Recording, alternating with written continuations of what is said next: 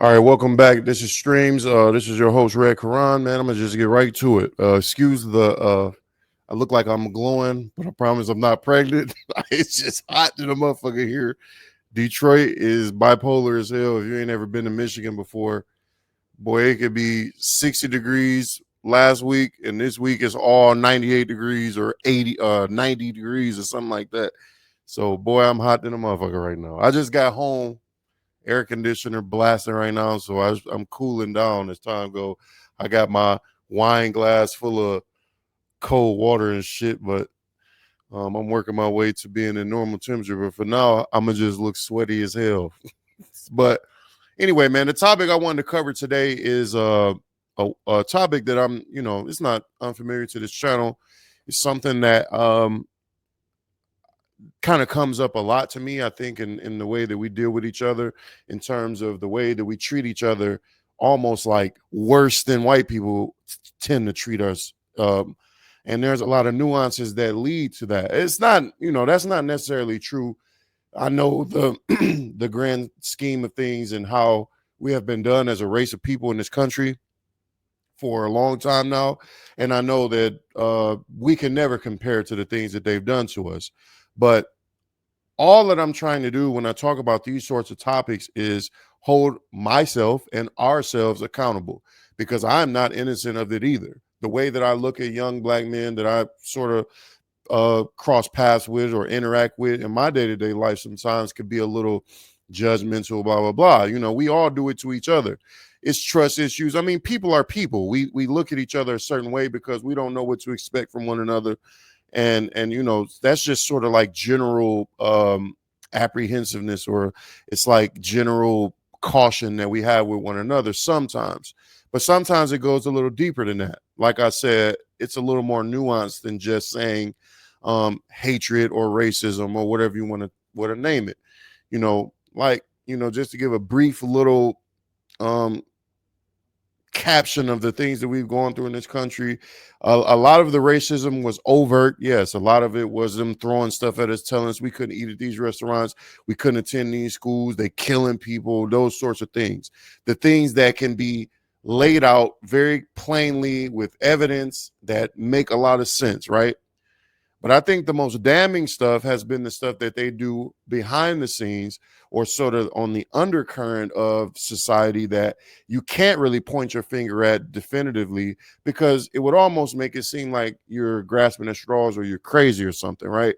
And that's by design. That's the reason why they do certain things, because there are laws that make certain things illegal. So they just find a workaround to do it, meaning they deny us of loans. They deny us of, in the past, they denied us of getting homes in certain neighborhoods, redlining, all of those sorts of things, putting black men over, or black people over in general, talking about the police, um, un, unfair, prosecution, longer jail sentences, much more harsher jail sentences for sometimes the same exact crime, all of those sorts of things that you can't say that's racism because it makes you look crazy.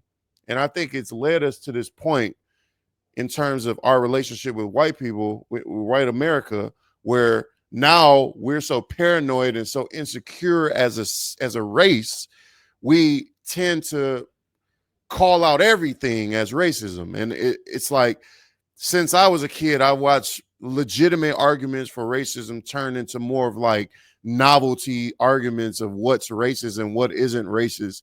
And everything is now racist. It's like, if you get bad service and the server happens to be a white person, you just automatically say, or not me, but people automatically will be like, oh, she racist, she must not like black people. But the truth of the matter is, sometimes people just fucking suck, and sometimes they just happen to be of a different race. But I'm not naive enough to think that we live in a utopia now and all of racism has been healed and solved. That's not the world that we live in, unfortunately, right? So that leads me to my main point.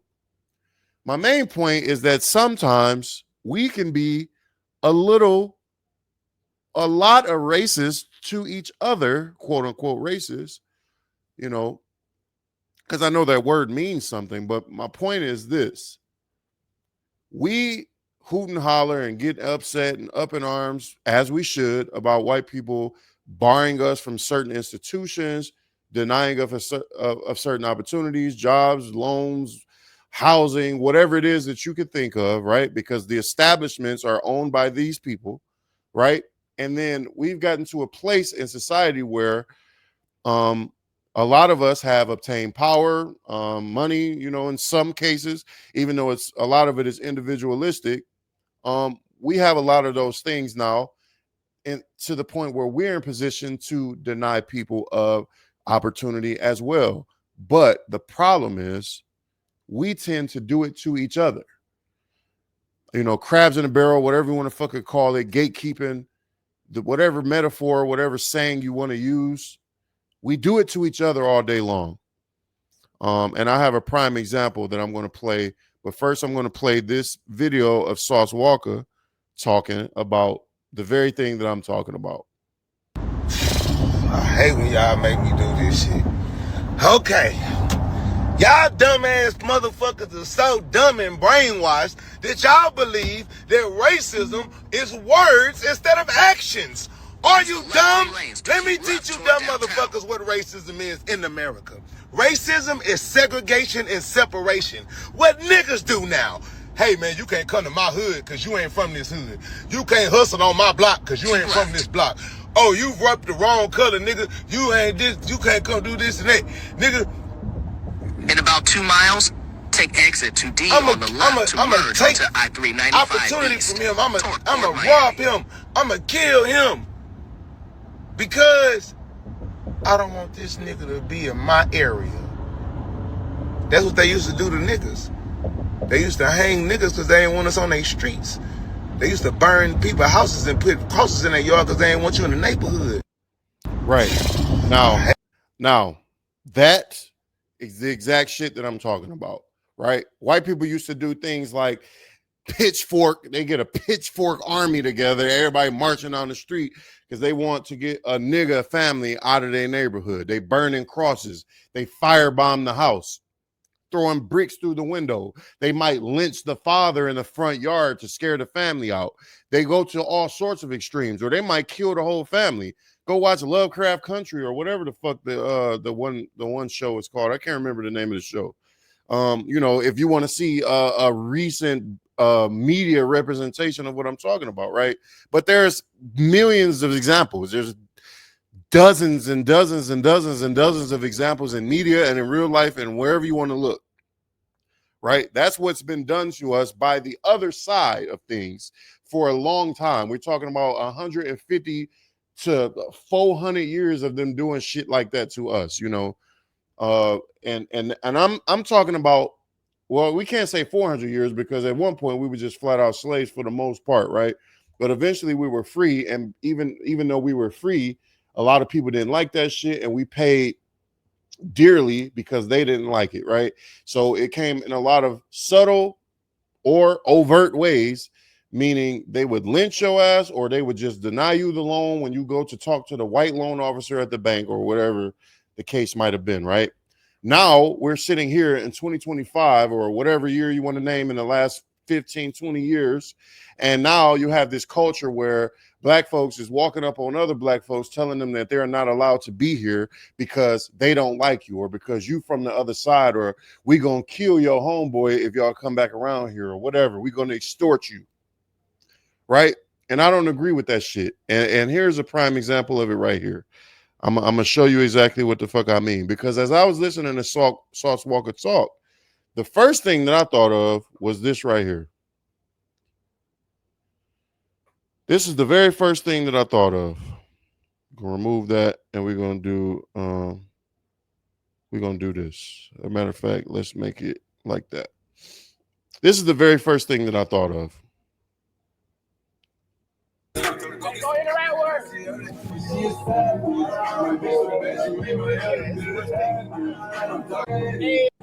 Let me walk this out. Let me walk the 6 by out. Yeah. Do it look like a movie? Yeah, it did. I'm like, God damn, she could be high as hell. No, I was bump up as fuck. I was like, Kiki was blowing that shit out. Now, for those of you who have never seen this before, you probably can read the caption there, but this is DaBaby, the rapper, who has since been canceled because of his comments about the LGBTQ community or whatever the fuck, which I also disagree with. I like him a lot. I like him as I watched a few of his interviews. I've heard a lot of his music, and I've been sort of like a ancillary, sort of distant fan of his for like 8 years now, because I've probably been hearing about DaBaby since 2016, 2017-ish. And the first time that I had heard of him, you know, was kind of like the first time that I kind of heard of him was when he had killed somebody in a Walmart because they walked up on him and his daughter and tried to rob him of his jewelry, I think, and he killed him right there inside the Walmart. You know, that's crazy ass story. Shortly after that, he had the conflict with Cam Coldheart. All I'm saying is he has a history of defending himself pretty well. He's a pretty stand-up guy. His morals seem to be very intact to me. When he speaks coherently. He speaks with sense. He speaks with, you know, with righteousness. I think he's a pretty cool guy, even when he has, you know, had to do certain things to people. There's been songs and stuff, like if you go look at the Texas Walker Walker Texas Ranger video or song that he put out or whatever, he's mentioning it, killing the dude in the Walmart in that song. So he's not all the way humble about it, but he doesn't necessarily, in the interviews when I've heard him talk about it, he don't really brag about it. He sort of just talks about it like, shit, I had to do what I had to do.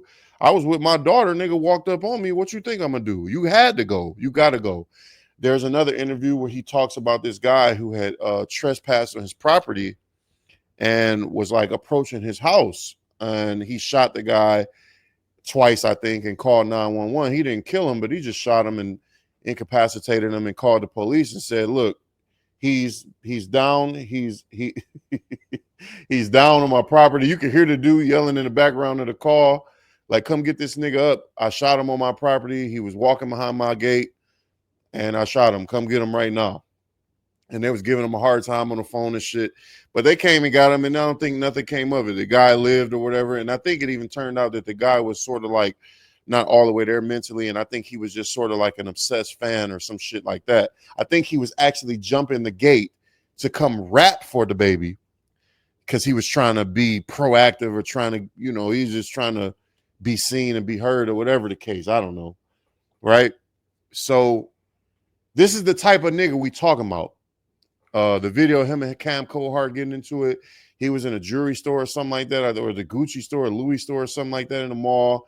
Cam Coldheart walked up on him, taunting him with the camera out, saying, you know, he was calling him out, basically like, nigga, you know, this nigga ain't gonna do shit. I walked up on this nigga, he ain't gonna do shit. DaBaby is sort of in the background, kind of like, all right, nigga, leave me alone. I'm trying to shop. And then he ended up knocking him out on camera. And and then the second video that they stitched to it, he's sort of walking away saying, like, he's walking away, like, knocked him out, whatever. And that was sort of like a funny moment on the internet for a while. And people was even saying that shit was fake or staged, or they agreed to do that for the clout and the views or whatever to go viral. I still don't know if that's true or not, but regardless, if it isn't true, it's just another example of people fucking with this man here and getting put in their place, I guess you could say, or whatever way you want to put it.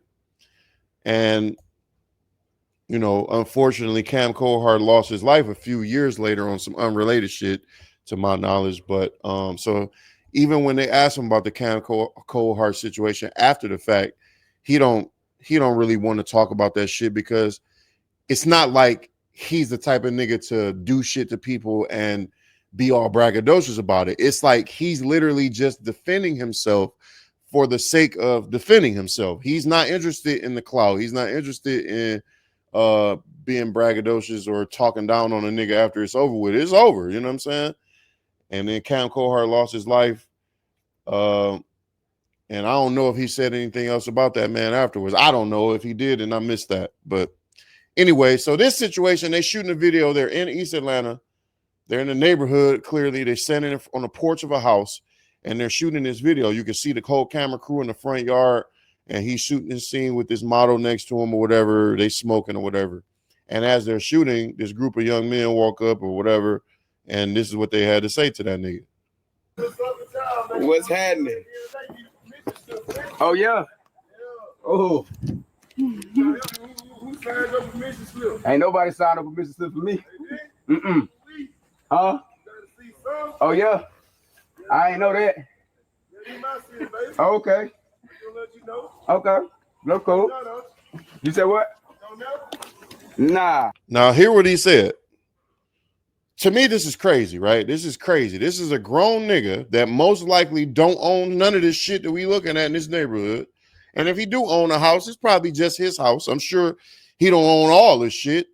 And this nigga just told another black man that looked just like him, that probably in the same age range and all that shit, you need a permission slip for this. This my city.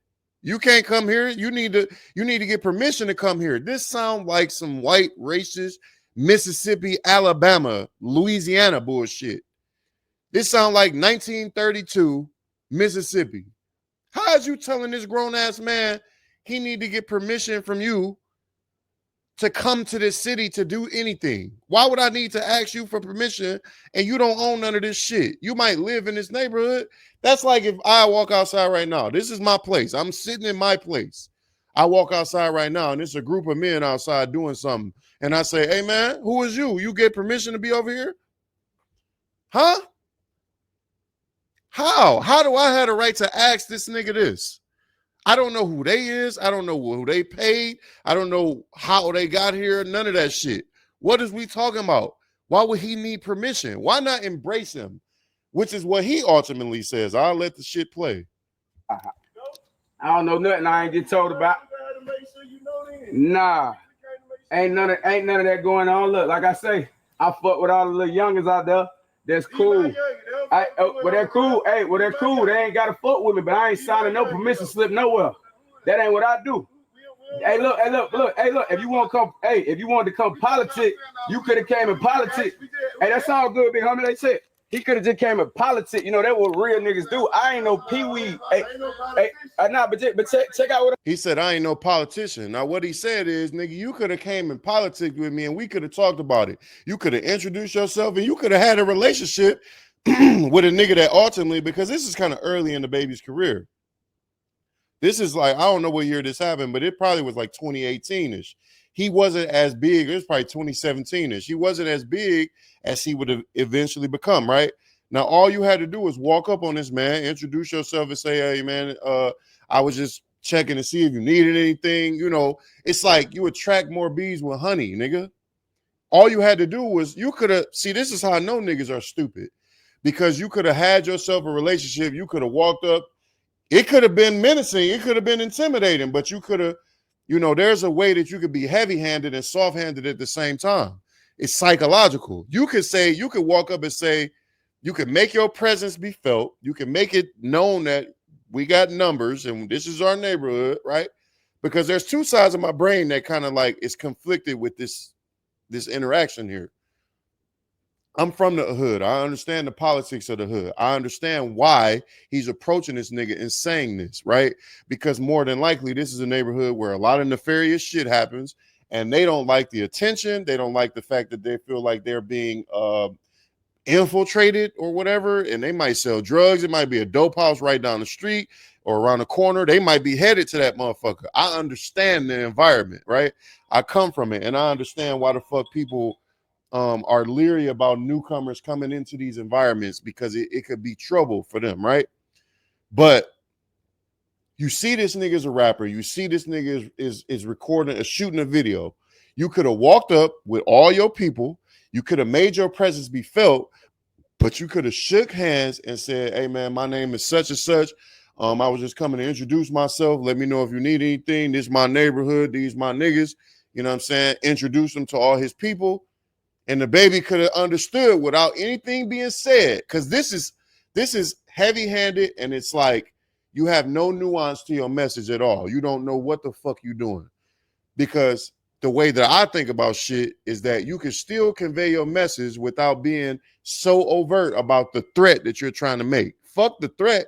Just walk up and make a nonverbal threat and make your presence be felt and say, man, yeah, I'll shake his hand and look him in his motherfucking eye and say what you got to say and get the fuck on and let him know, you know, we here. And if you need us, let me know. But that's also a way of saying, nigga, if you get out of line, we in this bitch. That's how I know gangsters to move. You don't got to do all that bullshit.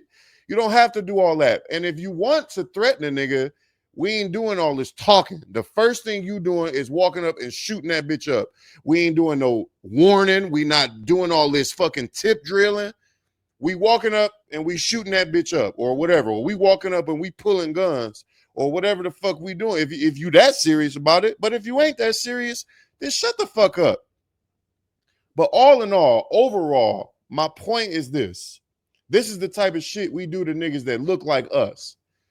You telling this nigga who is a multimillionaire that he can't come over here. Why he can't come over here when he could probably afford to buy every house in his neighborhood and including your shit and put you out. He could be your landlord. That'd have been a real power move on the baby party. But like, find out where that nigga live at and I want the lease. I want the motherfucking deed to the house. Fuck that nigga. You know what I'm saying? Because that's the type of nigga you dealing with, a nigga with some money. Whether he had it then, but he definitely had it later. This is a nigga that was making $500,000 a show at one point or some shit, like $750,000 a show. You know what I'm saying? So you're dealing with a nigga who has some power. I'm not saying that means he can't die, but what I'm saying is, why would you come up and immediately burn a bridge when you could have built one? Why? Why is we treating each other like that when there's no need to, bro? Nigga, you could have walked up and broke bread and say, hey, look, man, we hitting the club tonight. You know what I'm saying? We going to the motherfuckers. We going to Magic City tonight. I would like to extend an invitation, nigga. You know what I'm saying? You don't know who he is, but come chill with us. Now, you got a solid relationship with a nigga instead of walking up threatening him. And another thing I want to point out in this video is that this nigga is not afraid. You know what I'm saying? I can't speak for him, but it doesn't appear that he is afraid. If you look at the way he's conducting himself. What I'm saying, I ain't no peewee though, so it don't go like that. It got to be respect. It got to be respect. You see what I'm saying? That's all it is. This is a nigga standing on a porch being surrounded by women, cameramen. You know, it might be a couple street niggas there. It might be some security there even, but he is not with his niggas. He's not even North Carolina. That's where he's from. He's from Charlotte or whatever. And he's in Georgia right now. And he might know people there, but it don't look like he's surrounded by a lot of niggas that's really with that. He's just in a professional setting doing some work. And none of them niggas on the porch, you know, it looked like, because there's a point later in the video where I think one of them niggas, another nigga said something.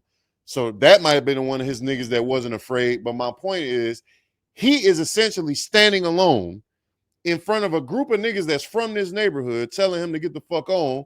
And he's standing here with a blunt in his hand, chest full of jewelry, saying, I ain't no peewee and I ain't checking in nowhere.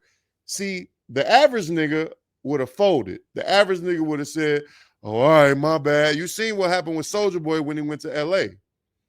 You know, but it's a certain type of nigga you can't do this type of shit to, because I don't give a fuck. We can all die in this bitch. And watch what he say later. It got to be respect. Look, nah.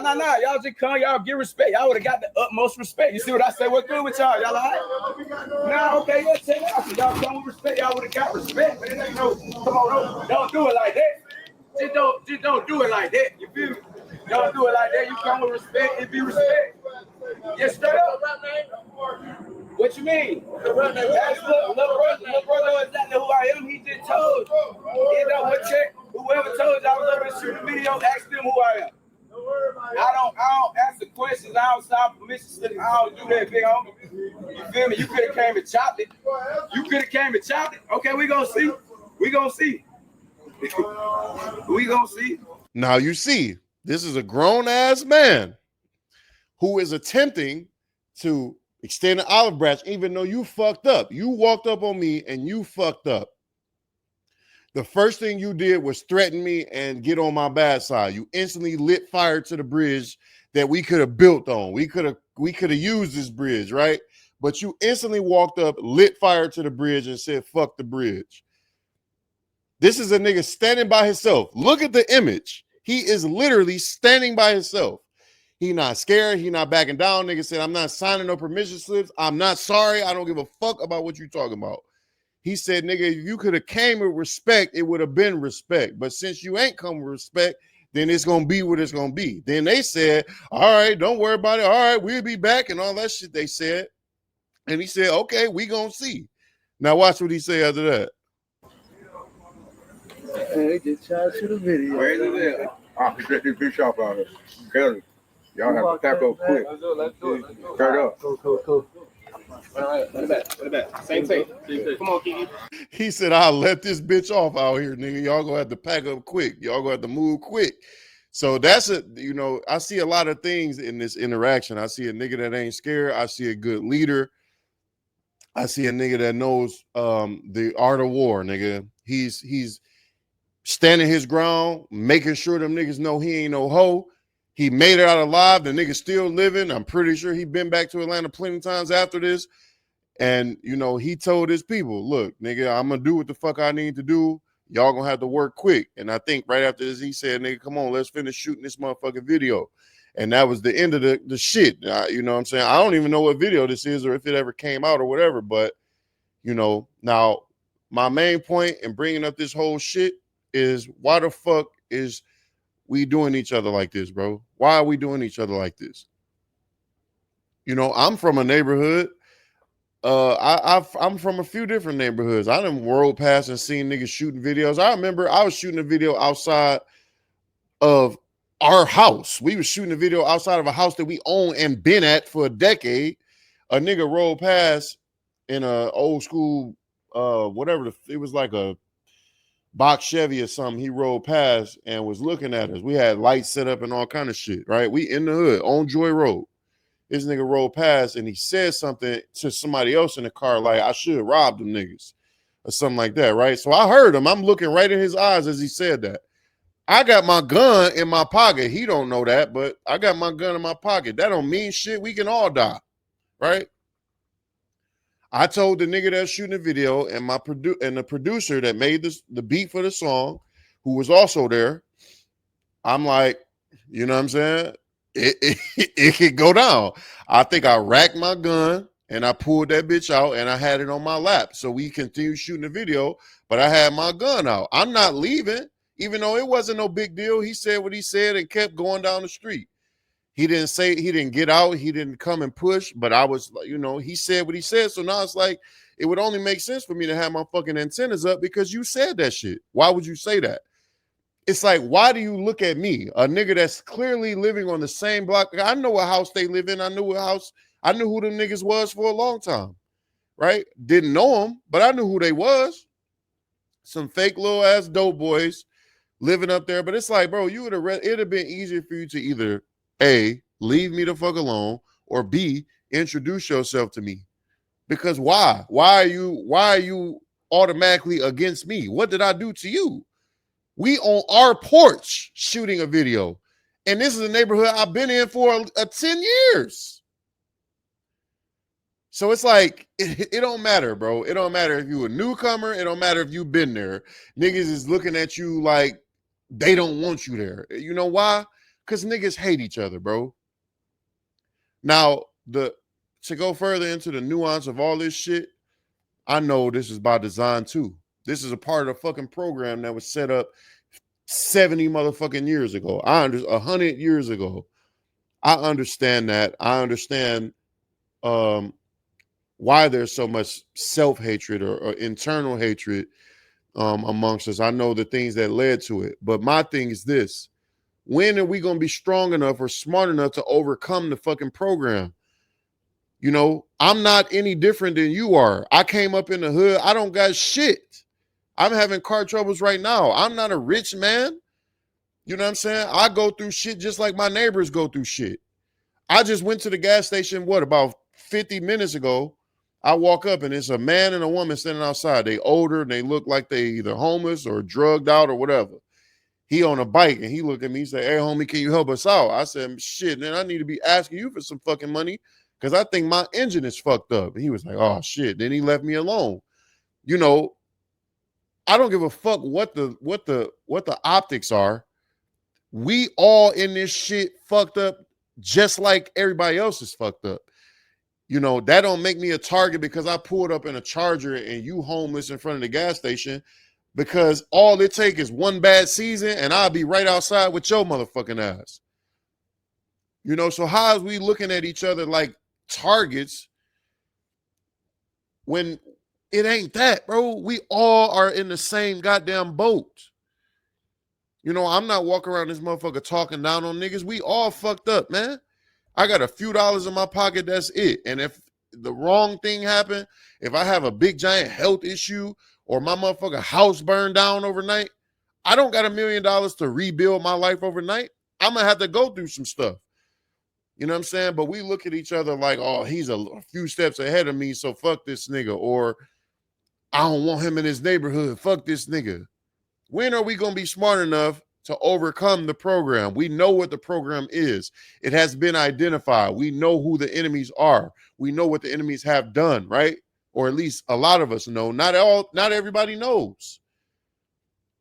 But the way that I choose to live and the way that I choose to look at my neighbors is that we all crabs in the same fucking barrel. No matter what I got or what they got. I know plenty of people living in the hood that's driving newer cars than I'm driving. I don't look at them and say, yeah, I should take their shit. No, I'm saying, okay, maybe we making a little bit of fucking progress together. You know, that's the way that I view things. I don't look at niggas like, what the fuck is he doing in my hood? I see some niggas shooting a video in the hood. It almost excites me because I'm like, at least a nigga doing something else. He doing something else creative or productive or whatever. But these niggas see a nigga with a chest full of diamonds. It's probably $800,000 worth of jewelry on his motherfucking neck. And y'all niggas is the first thing you choose to do is walk up and burn bridges. I don't understand niggas. At the same time, I fully understand niggas. And I know why you hate yourself, and I know why you hate me too. And this shit is sad, you know. And I want to say something else before I get this shit over with. I'm from Detroit. Trick is a big figure here, right? He's thrown a lot of shows. And nigga's a rapper. He's done radio. He's a musician. He's got songs with Eminem, all that shit, right? And they had this thing called the No Fly Zone. And Trick, Goon Squad, and all them niggas is very known, a very known presence, or at least was a very known presence. He's got a brother named Diesel. He's an actor on Tubi and shit now, but neither one of them niggas is not something to play with, right? And the whole thing with Young Berg and Rick Ross and all them niggas coming to the city, and he was on their head. I do not liken that to this. Trick, his motivation was totally different, even though it wasn't necessarily a good thing, the way that he did certain things to people. I'm sure he even views it differently now that he's older. He's probably in his fucking 50s now. He might even view it differently. I don't know that, man. I can't speak for him, but I do know that his motivation behind it was more so him trying to protect the city of Detroit, right? Now, I don't know what these niggas in Atlanta motivation was, but it could have been something similar. But I just don't agree with the way that they did it. I don't even agree with the way Trick did it. But I think his motivation was the fact that for a long time, Detroit was a major hub of black folk, right? Any show that would go on tour, especially on a smaller scale for rap tours, they would make sure they come to Detroit. Why? Because it's a lot of black folk here that like rap music, right? So niggas pull up, they do a show. They might make $1 million. They might make $200,000 in the night, and then they leave. They skedaddle. They never come back to this motherfucker. They never made no attempts to build a relationship with artists. They never would put nobody on their albums. They wouldn't put nobody on their shows. They not shouting niggas out when they go and do their radio interview at WJLB or whatever, you know. So Trick said, nigga, nah, y'all not about to keep coming in this motherfucker, swinging through this bitch, taking all this money, and basically exploiting our market, but then not feeding back into the market by giving some of these rappers, because Detroit has always had rappers in it, but we didn't really start getting opportunity until like 10 years ago. You know, we've had rappers all the way back since the early 90s when rap was rap. I mean, we've been rapping as long as motherfuckers been rapping damn near. We had Esham, we had Eminem, we had Royce 59, we had K-Deezy, we had Tone, we had all kind of niggas that you could think of. Team Eastside, Doughboys Cash Out, Lord, Street Lords, all them niggas. We had always had rappers, right? Cheddar Boys. We always had rappers, but it was like niggas wasn't breaking bread with us like that. Niggas almost looked at us like we was a little bullshitter city. They come here, make all their money, and then dip out and not feed the infrastructure. But how you going to benefit off the infrastructure but not feed the infrastructure? Which is another reason why Detroit loves Jeezy. Because Jeezy, yeah, he kind of exploited the city because this nigga would do a show here every fucking year. It's like he knew it was a bag, but he's also broke a lot of bread here. He's got a lot of relationships here. He done been in our hoods. He shot dice with niggas that I personally know. You know, he signed artists from here. He's done a lot of things. That's why we embrace Jeezy the way we embrace him. Whether if you outside of the city, you don't know that. Jeezy is from Atlanta, but Jeezy is almost embraced just as much in Detroit as he is in his own fucking hometown, because he's tied in with BMF or with all, you know, all that sort of history that he has. But I'm rambling, you know. I think I got my point across, man. Y'all understand what I'm saying? I appreciate you for watching, man. This is Streams. Holla at me. I'll be back with another episode probably right after this. I think I got some more shit to record. Holla.